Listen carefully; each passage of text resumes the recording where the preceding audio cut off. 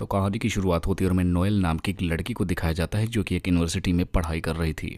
और यहाँ पर हम देखते हैं कि वो तस्वीर बनाते हुए एक ल्यूक नाम की लड़की को देख रही होती है। यहाँ पर हम जान पाते हैं कि ल्यूक क्लास का सबसे बेस्ट स्टूडेंट था और नोएल उसे मन ही मन पसंद भी करती थी। अब हम देखते हैं कि क्लास खत्म हो जाने के बाद नोएल पेड़ के नीचे बैठकर कुछ सोच रही थी, लेकिन तभी उसके पास ल्यूक आता है जो कि हंसकर उससे बातें करने लगता है। यहाँ पर नोएल को लगता है कि वो उससे दोस्ती करना चाहता है। तब यहाँ पर ल्यूक उससे कहता है कि आज रात उसने एक पार्टी रखी हुई है जहाँ पर उसके बहुत सारे दोस्त आ रहे हैं और अगर वो चाहे तो वो भी उसके साथ आ सकती है। अब नोएल ऐसा सुनकर खुश हो जाती है और उसके साथ जाने के लिए राजी हो जाती है। अब क्लास खत्म हो जाने के बाद नोएल अपनी फ्रेंड काई से मिलती है और हम जान पाते हैं कि ये दोनों एक ही घर के अलग अलग रूम में रहते हैं।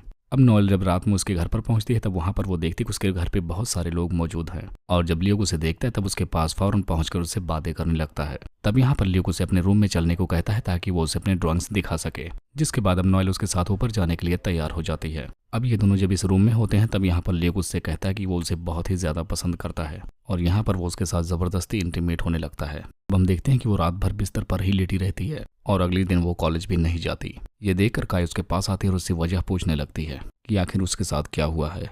तब नोएल उसे सारी बात बता देती है। यहाँ पर वो कहती है कि वो लड़का उसे अच्छा लगता था लेकिन उसने उसके साथ जबरदस्ती करी जो कि उसे बिल्कुल नहीं करनी चाहिए थी। जिसके बाद उसके फोन पर ल्यूक का फिर से मैसेज आता है जो कि उसे घर बुलाता है अपने। अब हम देखते हैं कि नोएल अब उससे मिलने के लिए उसके घर पर जाती है जहाँ पर वो उससे माफी मांगने के लिए कहती है। तब यहाँ पर ल्यूक कहता है कि उसे वही चाहिए था जो उसने उसे दिया। तब यहाँ पर नियोन उसे पीटने के लिए आगे बढ़ने लगती है लेकिन इसी दौरान उसका पैर फिसल जाता है और वो जीने से नीचे गिर जाता है। अब इसकी वजह से उसकी वहीं पर मौत हो जाती है और नोएल ये सब कुछ देखकर उसे बहुत ही ज्यादा मजा आता है कि गलती से ही सही पर उसके साथ जबरदस्ती करने वाला का यह हश्र हुआ। अब इसके बाद वो तुरंत वहां से भाग जाती है और किसी को इस बारे में नहीं बताती। अब अगली सुबह हम देखते हैं कि लियो के घर पे पुलिस आती है इन्वेस्टिगेशन करने के लिए। अब यहाँ पर इन सब लोगों को लगता है कि शायद एक एक्सीडेंट था। अब रात के टाइम वो अपना लैपटॉप लेकर कॉलेज में हुए सुसाइड केस के बारे में स्टडी करने लगती है और वहां पर उसे बहुत ही एक संगीन केस के बारे में पता चलता है जहां पर निंसे नाम के एक लड़की के साथ 3 लड़कों ने जबरदस्ती रेप किया था और उस लड़की का वीडियो भी वायरल हो गया था। लेकिन जब निंसे ने उन तीनों लड़कों की शिकायत की थी तो पुलिस ने उन्हें रिहा कर दिया था क्योंकि उस वीडियो में इन तीनों लड़कों की शक्ल ठीक से नहीं आ पाई थी। अब अगले दिन वो लिंशे से मिलने के लिए जाती है जहां पर वो लिंशे से सवाल पूछती है। तब यहाँ पर वो बताते हैं कि जब वो कॉलेज में थी तब उन तीनों लड़कों से उसकी दोस्ती हो गई थी लेकिन उन तीनों लड़कों ने धोखे से उसे अपनी पार्टी देने के लिए घर पर बुलाया। लेकिन जब वो वहां पर जाती है तब वो तीनों लड़के उसके साथ जबरदस्ती करते हैं। उसने अपने कॉलेज में भी इस बारे में बताया लेकिन फिर भी उन तीनों लड़कों के खिलाफ कोई भी एक्शन नहीं लिया गया और पुलिस ने भी इस केस के बारे में ज्यादा कुछ नहीं किया। इसके बाद पुलिस उन तीनों को भी रिहा कर देती है। अब उसकी बात सुनकर नोएल को बहुत ही ज्यादा बुरा लगता है। अब रात के टाइम वो तैयार होकर एक पार्टी में जाती है और वो पार्टी उसी लड़के के घर पे थी जिसने अपने दोस्तों के साथ लिंचे के साथ जबरदस्ती किया था। अब नोएल वहां जाकर उस लड़के को सेड्यूस करने लगती है जिसकी वजह से वो बंदा उस पर अट्रैक्ट हो जाता है और अब वो उसे लेकर अपने रूम तक आ जाता है। अब यहाँ पर ये दोनों इंटीमेट होने के लिए तैयार थे। तभी यहाँ पर नोएल बड़ी चालाकी से उसके ड्रिंक में एक जहर मिला देती है और वो उसे जबरदस्ती पिला देती है जिसकी वजह से उस बंदे की उसी बिस्तर पर ही मौत हो जाती है और ऐसा बदला लेकर नोएल बहुत खुश होती है और अब नोएल वहां से तुरंत ही भाग निकलती है। और जब अब पुलिस उसका पोस्टमार्टम करती है तब पुलिस को लगता है कि शायद उस बंदे की मौत ज्यादा ड्रिंक कर लेने की वजह से हुई थी, इसीलिए पुलिस वाले इस केस पर ज्यादा ध्यान नहीं देते। अब इसके बाद हम नोएल को देखते हैं जो कि एक लड़के के घर के बाहर से उस पर नजर रख रही थी और वो कोई और नहीं बल्कि लिंडसे का दूसरा बंदा था जिसने उसके साथ जबरदस्ती किया था। अब इसके बाद हम देखते हैं कि नोएल उसके घर पे जाकर उसे सेड्यूस करने लगती है। उसकी पैंट की बेल्ट निकालकर उससे उसका गला दबा देती है जिसकी वजह से उस बंदे की भी वहीं पर मौत हो जाती है। तब अब डिटेक्टिव वहां पर आता है उसके दोस्त से पूछताछ करने के लिए लेकिन जब वो वॉशरूम खोलता है तब उसे वहां पर उसकी लाश मिलती है जिसे देखकर वो बिल्कुल हैरान हो जाता है। वो सोचता है कि आखिर ये सब कर कौन रहा है। अब रात के टाइम नोएल उस लड़के को भी देख लेती है जो कि तीसरा बंदा था। वो देखती है कि वो दौड़ने के लिए रनिंग ग्राउंड में गया है और जब वो वॉशरूम में नहाने के लिए जाता है तो वहां पर पहले से नोएल एक हथौड़ा लेकर खड़ी होती है और उसके सर पर हथौड़े से जोरदार वार करती है जिसकी वजह से उसकी भी वहीं पर मौत हो जाती है।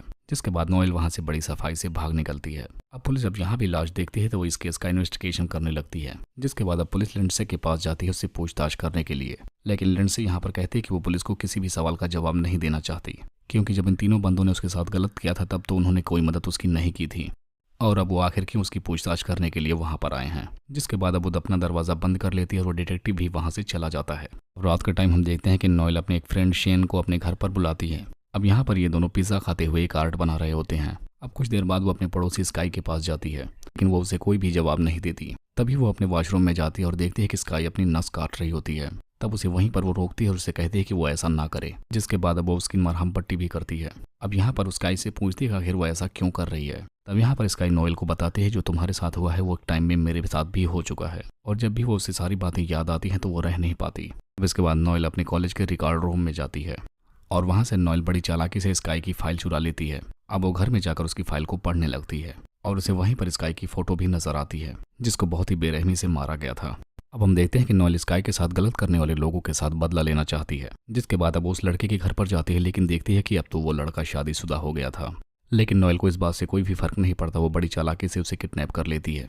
और जब अब उस बंदे की आंखें खुलती हैं तो वो खुद को एक बास्केटबॉल रूम में पाता है जहां पर नोएल ने उसे बांध कर रखा था। लेकिन यूनिवर्सिटी में एक इंस्पेक्टर होता है जो कि वहां पर अपनी ड्यूटी करने के लिए आया था और वहीं पर उसे जमीन पर खून के कुछ निशान मिलते हैं, तो वैसे ही वो अपनी टीम को तुरंत वहां पर बुला लेता है। अब यहाँ पर नोएल को एल्विन से पूछती कि आखिर उसने ऐसा उसके साथ क्यों किया था, लेकिन यहाँ पर वो बताता है कि अब वो बिल्कुल सुधर चुका है और अब उसकी एक फैमिली भी है और जो भी उसने किया था उसके लिए वो आज बहुत शर्मिंदा है। लेकिन तब तक वहां पर पुलिस भी आ जाती है और नोएल उसके गले पर चाकू मार देती है, जिसके बाद वो वहां से भाग निकलती है।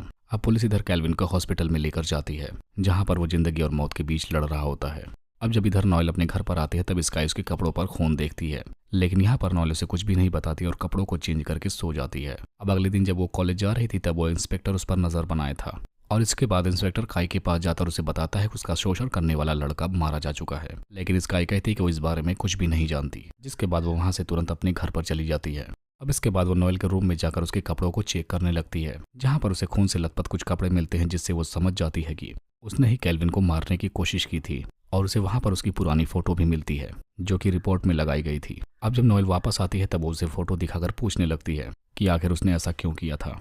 तब वहां पर नोएल उसे बताती है कि उसे उसकी सजा मिलनी चाहिए थी। अब यहाँ पर स्काई उसे कहती है कि उसने उसे माफ कर दिया था, लेकिन अब दोबारा से उसके साथ वही चीजें हो रही और पुलिस उसे कभी भी पकड़ सकती है।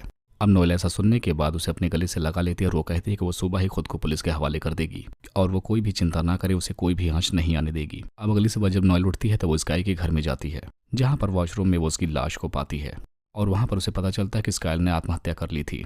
उसने वहां पर पुलिस के लिए एक नोट भी छोड़ रखी थी जिसमें उसने लिखा था कि उस कैंपस का किलर वही है और वही सारे क्रिमिनल्स को अब तक मार रही थी। अब नोएल जब ऐसा देखती है तो वो बहुत ज्यादा रोने लगती है। अब पुलिस नोएल से पूछती है कि आखिर उसकी फ्रेंड ने आत्महत्या क्यों की थी। तब नोएल बताती है कि उसे इस बारे में कुछ भी नहीं पता। अब अगले दिन नोएल वॉशरूम में जाकर स्काई का लेटर जला देती है क्योंकि मरने के बाद भी उसकी इमेज को बिल्कुल भी डाउन नहीं होने देना चाहती थी। अब कुछ टाइम बाद ग्रेजुएशन का समय होता है जहां पर नोएल और बाकी सारे लोग मौजूद होते हैं और नोएल वहां पर फर्स्ट आई होती है, तो यहाँ पर वो अपनी स्पीच दे रही थी। इधर कैल्विन अब हॉस्पिटल में होता है जो कि अब लगभग ठीक हो चुका था और यहाँ पर वो नोएल को पहचान कर उसका हुलिया बता देता है और अब कुछ टाइम बाद डिटेक्टिव वहां पर पहुंच जाता है और अब नोएल उसे वहां पर देखकर समझ जाते हैं कि वो अब पकड़ी जा चुकी है और इसके बाद अब वो खुद को पुलिस के हवाले कर देती है और इसी को दिखाते हुए इस मूवी का यहीं पर एंड हो जाता है।